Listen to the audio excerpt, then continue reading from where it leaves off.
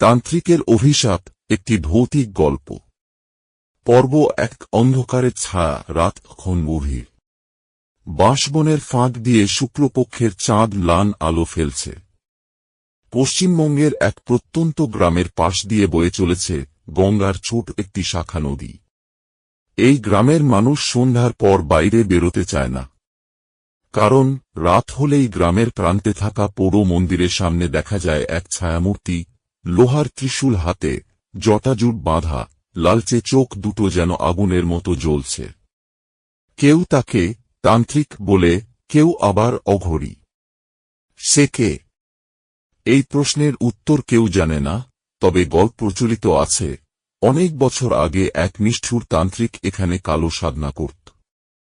একদিন গ্রামের লোকেরা তাকে ধরে আগুনে পুড়িয়ে মেরে ফেলে, কারণ সে নরবলি দিচ্ছিল।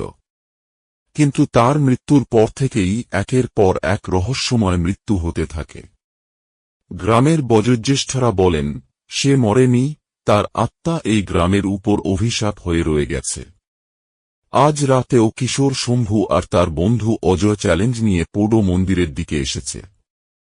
চারপাশ নিস্তব্ধ, শুধু ঝিঁঝি পোকার ডাক। হঠাৎ হিমেল হাওয়ার দমকা একটা ঝাপটা এসে দুজনের শিরদাঁড়া বেয়ে ঠান্ডা স্রোত নামিয়ে দিল। শম্ভু, চল ফিরে যাই। অজয়ের কণ্ঠ কাঁপছিল। ভয় পাচ্ছিস? আরে কিছুই হবে না, শম্ভু হাসল। ঠিক তখনই মন্দিরের ফাঁকা দরজার ভেতর থেকে শোনা গেল গম্ভীর এক আওয়াজ। কে এসেছে আমার সাধনভূমিতে? শম্ভু আর অজয় পিছন ফিরে দৌড়ানোর আগেই ঘন কালো ধোঁয়ার মতো কিছু একটা তাদের চারপাশ ঘিরে ফেলল।